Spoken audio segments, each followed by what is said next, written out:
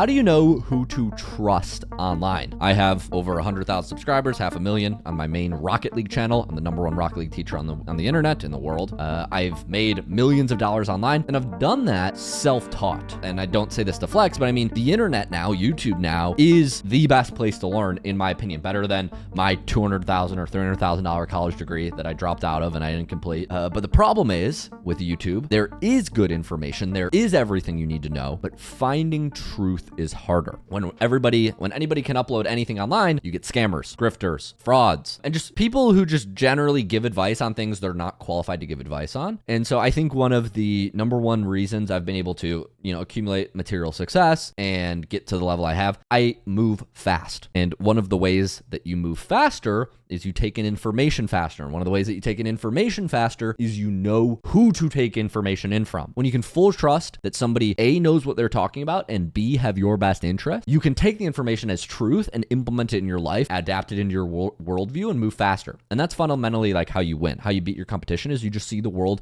in a way that's more accurate than they do, or that has an edge on the way they do. And so you have to learn from people online. You have to put yourself at risk to being scammed and risk to taking in bad information, make a mistake, but finding the truth is so important. And so that's why I'm making this video. Candidly, I have nothing to sell you. I run a company called Game Launch where we help gamers turn their brands into businesses. So if you're a gamer, maybe we'll partner up with you down the road and help you build a business. If you're not a gamer, enjoy this game. This is what I've learned building my social media business, making money online, and I hope it's helpful. Let's get into the stream highlight. I was teaching my private Rocket League community on this because I just think it's important life advice.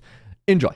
Okay, so we're live on Twitch and YouTube, guys. I want to start with a lecture today. This will be a little bit of a discussion about mentality, specifically how to improve and take in other people's feedback. The reason this is so top of mind today is because when you're trying to improve at anything, okay, so like you're trying to grow a YouTube channel, maybe you have a business, right? You're trying to grow a business, or you're just trying to improve at Rocket League, right? So I'll tie this all back. This is all going to come back to Rocket League and improvement, regardless of what your goal is. You're going to get feedback from other people, right? You're going to go to people, you're going to ask 5 different people what you should do, how you should do it. And it might be that all 5 people that you sort of ask, they tell you different things. Maybe they tell you the same things, maybe they tell you different things. And so you get to this point where you have to decide what information to regard as truth. To get down to the base level, like all of life, what we're trying to do is we're just trying to create our mental models of how the world works. And if you're trying to improve at Rocket League, what are you doing? You're looking at the game and trying to create mental models and rules of how Rocket League works.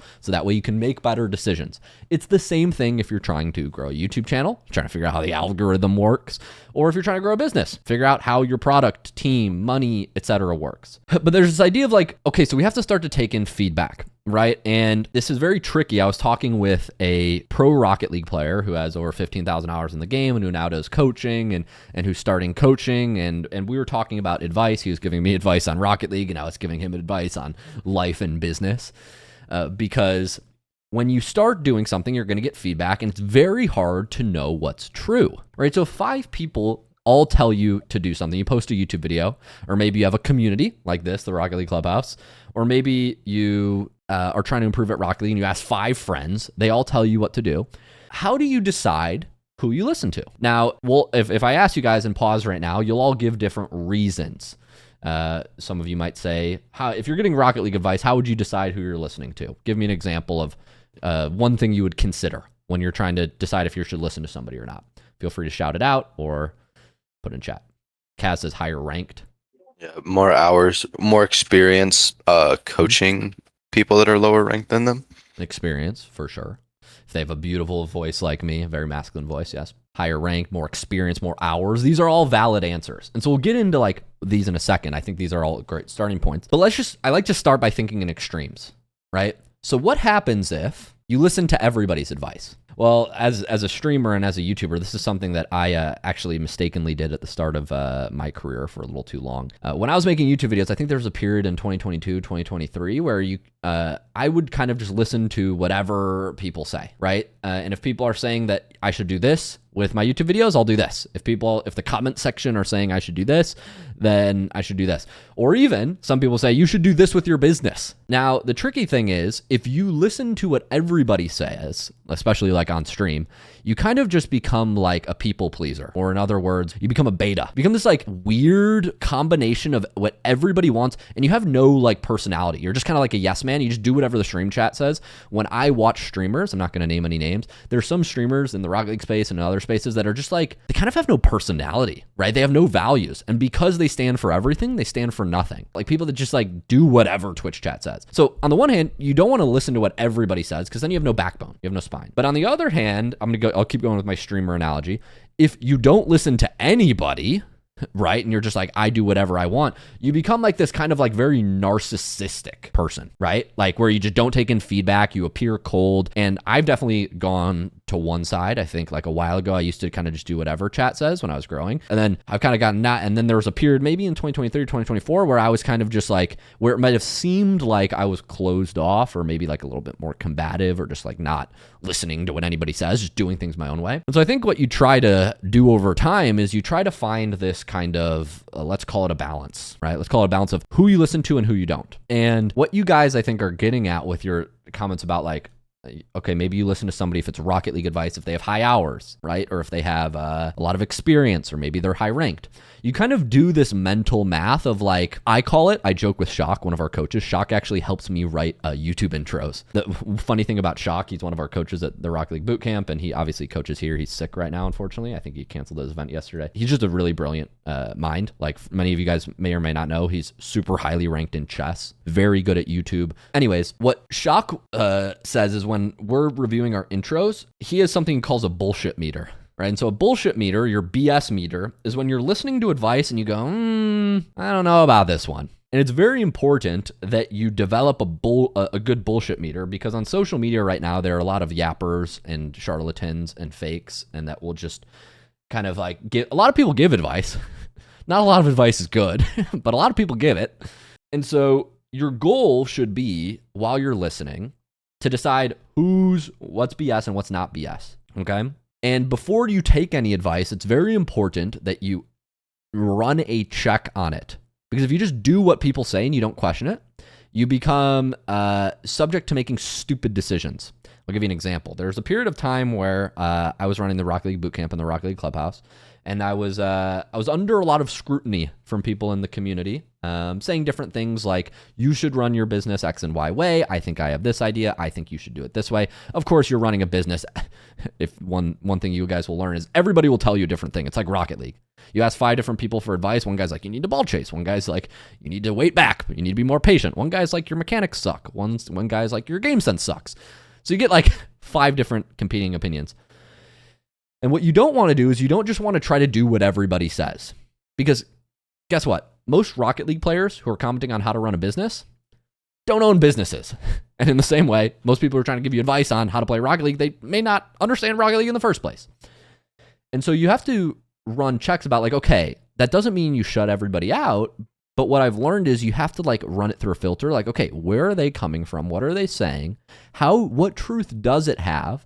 And is it something I want to implement? Because for me, like, I read all comments, but that doesn't mean like, and I try to implement all comments, especially with the community. Like if somebody will give me a change for the community, you try to implement it, but you can't implement everything. You just can't, right? It's impossible. You can't do 10 things at the same time. You have to decide what's the most important or what is right. And so I bring this all back to say, how do you know what advice you can trust? And there's a very interesting framework that I use on the YouTube side, and I'll briefly run you through it, but it's something called the SPECIAL framework. So SPECIAL stands for SPCL. It's not mine. I learned it from somebody else. But how do you know who to trust? And so it's very important that you understand the things that can affect how people trust you and the ways that they can be true or not true. So I'll give you an example. Like when I'm scripting YouTube intros, there are, and I'll come back to SPECIAL in a second, there are 3 things that are the highest form of proof that you can trust somebody. Does anybody want to take guesses of what they is? So let's say you're looking for somebody for advice about how to improve in Rocket League. What are the top 3 tests you can run on them? I think we had some guesses earlier. I'll let you guys know what the answers are in a second, but what are the top 3 types? Some people said hours earlier. Feel free to drop in chat or shout out. What are the top 3 proxies that they're Rocket League advice is good. Like somebody's giving you advice on how do you hit Grand Champ, right? What are the top ways to know if their advice is good about how to hit Grand Champ? Is consistent with the game. Sure, consistent with the game. Yeah, consistency.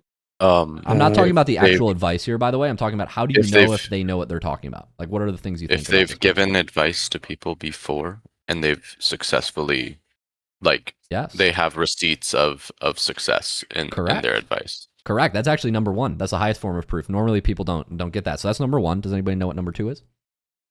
What's the second highest form of proof from a psychological standpoint? I'm not saying if this is right or wrong. I'm just saying from a psychological standpoint, what has the highest weight? If they can explain it and it makes sense. Okay, I think that's a reason. It's a little unspecific, but I do understand what you're saying. It's a little unspecific. I don't know how you could check that as a very easy BS meter test on them. I think other sources that are confirming about their gameplay, maybe. Yeah, so that's a good one actually. So you're looking at outside credentials. I think that's an interesting one. Yeah, certifications, let's say. Like if you're a personal trainer and you have a trainer certification or you graduated college. There's no Rocket League college, but you graduated some sort of, you have proof.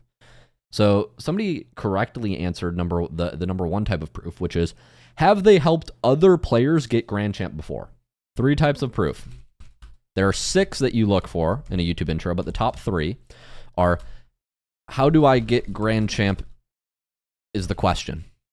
Someone is giving you advice. The number one thing that you should listen to, or the number one thing that has the most psychological impact is, have they coached other people on how to get Grand Champ and it's worked? So in other words, they've done this already. Does this make sense? So this is the number one type of proof. What most people think is the number one type of proof, and that I'm surprised that we didn't get wrong today, so good job, we have a smart class, is have they done it themselves? The second best type of proof is, have they gotten Grand Champ? This is a good type of proof. Think, have they walked the walk? This is a good type of proof, but a lot of people get tricked by this. They'll go to their sort of Grand Champ friend who's hit Grand Champ, and they'll ask him for advice, and their Grand Champ friend, who let's say is 12 years old and his name is Little Timmy will tell you that you just need to just ball chase more. Just like very shallow advice. But if you are fooled by, oh, he's done it himself, it must be good advice, you might just copy it blindly. And so this is where you can get like into the problem of, just because they are a good player doesn't mean they're a good coach. So this is something you have to consider when you're listening to people, okay? So this is the number 2 type of proof. Have they gotten Grand Champ before? We're answering the question, how do I get Grand Champ? Number 3 is, are they generally known or popular for this thing? So if, for example, all else equal, a fitness coach has 1,000 followers on IG versus a fitness coach who has 100K followers on IG, more likely to trust the bigger one. That's the basic math. But the problem with that is, if you're smart, you can realize just because you have a big audience doesn't mean you're right. Okay? And so this is where people can also get fooled. You just look at the YouTube subs and you go, oh, this guy has a lot of subs. Maybe he has a lot of subs because he's a pro player. Surely he must know how to rank up out of platinum. And then they'll just give awful advice that's completely out of touch with what it's actually like to play at platinum level. Fitness coaches don't count. They all lying for real. I mean, this is a problem in every industry. You have to be able to distinguish BS from legit advice. And so these are 3 of the things you look for. Now, there are other forms of influence. There are 6 in total. But I'm just going to run these. I wanted to run you guys through these 3 types of proof. I'm going to give you one more framework. So this is a check you can run to know if somebody's legit. Another check you can run is the special framework. And just to be aware of these things, how they work. So this is more like if you guys are trying to like start content, this is how you get people to trust you. And I'm going to pull back the curtain a little bit because I think it's important to be transparent and truthful with you guys about how the business here works at the Rocket League Clubhouse, because all of you are living proof that this works. So you're living proof that what I'm about to say works, because 20 of you guys are in a call right now about to listen to my advice about a thing. So I have not only been able to do the thing, right, which is improving at Rocket League, but I've also been able to convince you that I'm worth listening to. So how have I done this? Well, this is what savvy YouTubers will do. They will try to appeal in 4 ways to get you to trust them. So and it's very important that you're aware of how these things work so that you're not fooled by people who don't know what they're talking about. So the first one is status. You are more likely to do things for people with status. So who am I likely to listen to is the question.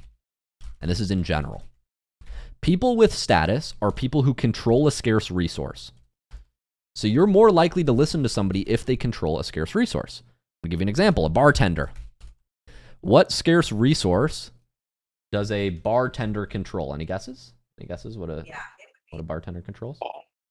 Drinks. So a bartender controls alcohol. So therefore, if you are in a bar, you give bartender status, right? Everybody wants the attention of the bartender. But what this means is the minute they step out of the bar, they have no status. Like in the bar, everybody's trying to get the attention, right? But the minute they step out of the bar, why would you listen to them? They only have status in that domain, okay? Now, it's important because you can get tricked into believing one status corresponds to another. This is where people get really into dicey parasocial relationships. So I'll give you an example. I am good at ranking up in Rocket League. The joke is,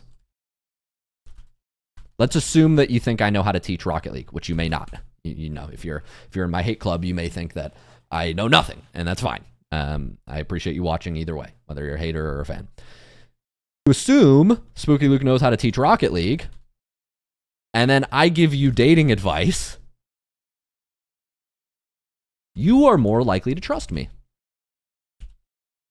Even though I may or may not know anything about dating advice. And the joke that I make on streams is like when I'm giving you guys dating advice, the reason it's funny, sarcasm, irony, is because I don't know shit about dating advice. And so that's why I make these stupid analogies, because the joke is, if you're operating under the assumption that I do know dating advice, you would find it funny. Somebody says dating advice doesn't exist. Good commentary. True. Girls aren't real. That's right. Focus on Rocket League rank. Rocket League rank can't let you down or no-show you on a first date. Think about it that way. So that's the joke, right? But people get in the wrong way. I'll give you another example if you don't relate to my example. This is like taking investing advice from your barber. I love my barber. Shout out Angel. He gives me the best haircuts, or at least, well, YouTube thinks they're chopped, but I like them. And I know that even though my barber knows nothing about investing, because he's my barber and I like him and he has status in my barbershop and I talk to him, if he gives me like, oh, did you think about buying Bitcoin? I might be like, my barber told me I might buy. Does this make sense? So you need to be aware of status and how it works in different environments, right? This is why like I don't love when like fitness influencers will give you life advice. It's like, okay, yes, you have 6-pack abs. I agree that you know something about protein. Unlikely that you know at 23 years old how to be a life coach. Does this make sense? Okay. The second thing that you need to be aware of is power. So if people give you instruction and it works, you are more likely to follow their second instruction. However, the problem is, just because they gave you advice on one topic doesn't mean it translates to another topic. So they could say something like they could help you learn speed flips. And because they helped you learn speed flips, you're more likely to trust they know how to go pro. If they give you advice about how to go pro, you might say, oh, he must know what he's talking about. But those things aren't the same. So if somebody gives you advice in the past and it works, you're more likely to trust that they can give you more good advice. And this is for good reason, by the way. The reason you guys are all here in my community is put a 1 in chat if you came from my YouTube channel, just as an example. Put a 1 in chat if you discovered me from my YouTube channel. At least over half of you guys, and maybe some of you found elsewhere, other socials. But many of you come to the Rocket League Clubhouse because you want to learn Rocket League. And why do you come? Because I made a YouTube video that presumably you guys watched before this and got a good result. And so you're like, okay, it makes sense that Luke taught me how to speed flip. He at least knows something about Rocket League improvement. He at least knows how to teach one thing, which is for good reason. So you should be aware of this, but you should also be aware of how sometimes it doesn't translate, okay? The third type of proof is credentials. So this is outside certifications. In Rocket League, we don't quite have these things, but I guess if you were like an RLCS analyst, like presumably you know something about Rocket League improvement or something like this, about how to study the game. It's not one-to-one. I think a better example is like college, right? You get a degree, it's a certification, job more likely to trust you. Fundamentally, that's why degrees exist. That's why like I say I dropped out from Northwestern University, because people who know that I went to Northwestern University immediately go, oh, smart guy. Or you think, oh, why'd he drop out? That's interesting. Or you think, wow, this guy's unemployed. I don't know. You could be thinking anything. But this school name is a certification on me, right? I'm making an association here. If you know what the school is, you may have associations rightfully or wrongfully that this is a smart school, that he must be intelligent in some way, or that he's a trust fund kid, or maybe that I don't know. If you make many of those assumptions, you'd be wrong, including the intelligent one. But anyways, last one is likeness. So if somebody looks like me or thinks like me, I'm more likely to trust them. More likely to trust. Okay? And so that's like, and many of you guys will listen to me talk, and if you're a gym bro, I think it's funny how like our community, Rocket League community, has a higher rate of gym bros. Why do you think we have a higher rate of gym bros in our Rocket League community? Take a guess. I see Fozzie with a picture of himself. Because you're so buff, Luke. Exactly, because Luke is so buff and handsome, right? Handsome too. At cute as well. And cute. Thank you. And cute. Well done. So it's interesting. If somebody looks like you or talks like you, you're more likely to attract them. It's also how we interestingly have a higher rate of Chicago residents in this community. Like obviously Chicago's a big city, but like pound for pound, we have more people from like the Midwest. Now that doesn't mean we have people from all over the world, but this can work psychologically, and it can also work sort of physically. Like, so it could be like, he looks like me, he has facial hair, right? He's a generic looking white European dude, kind of. I don't know. He's got a big forehead. Maybe you have a big forehead, so you're like, oh, I relate to this guy with a big forehead. He has a receding. Oh, I have a receding hairline too, Luke. Stuff like this. But it could be demographically how I look. It could be psychographically, like, okay, I'm a gym bro, and if you're a gym bro, you relate to my stupid gym bro analogies. Does that make sense? So I list all these things out because I just think, like, what are we doing today? We're about to get into some game sense coaching, and we probably won't be able to get to everybody's replays, but we have some more coaching events tonight. And so the game sense coaching is, what's it about?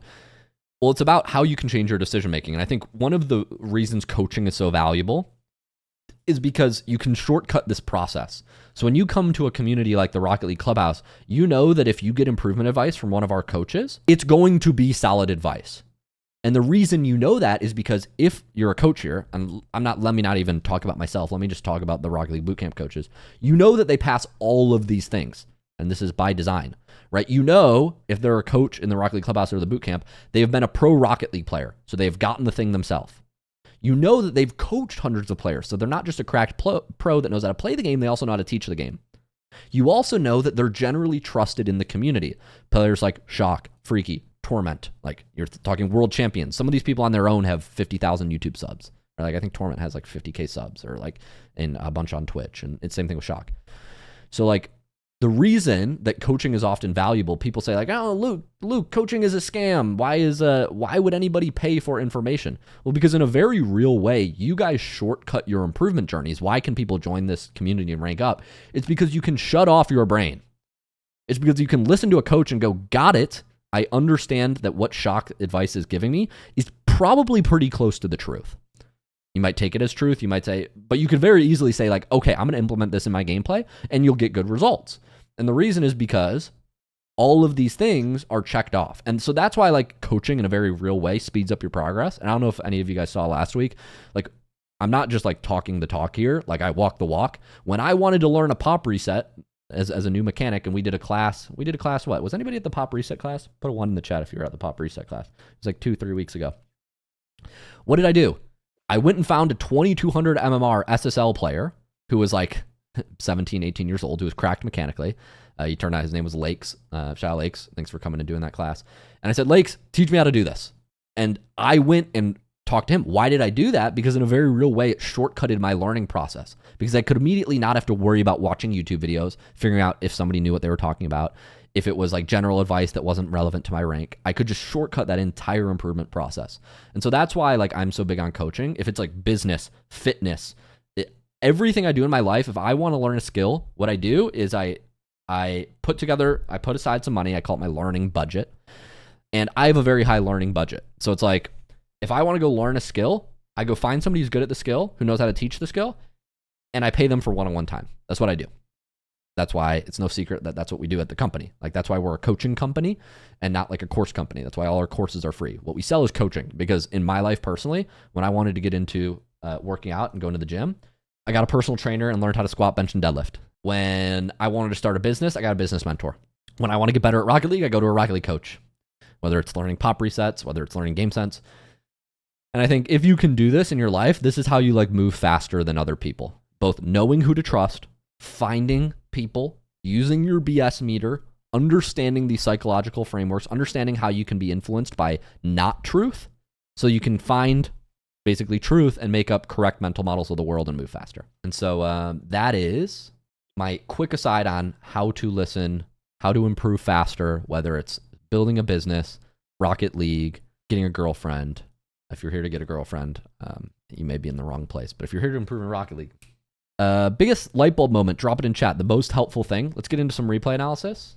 I hope that was helpful, guys. And I appreciate you guys participating in the discussion.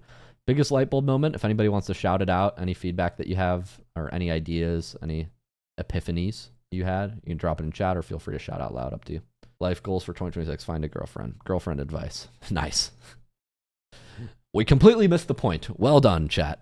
The point is, if you join the Rocket League Clubhouse, you will get a girlfriend in 48 hours, guaranteed, or your money back. Right?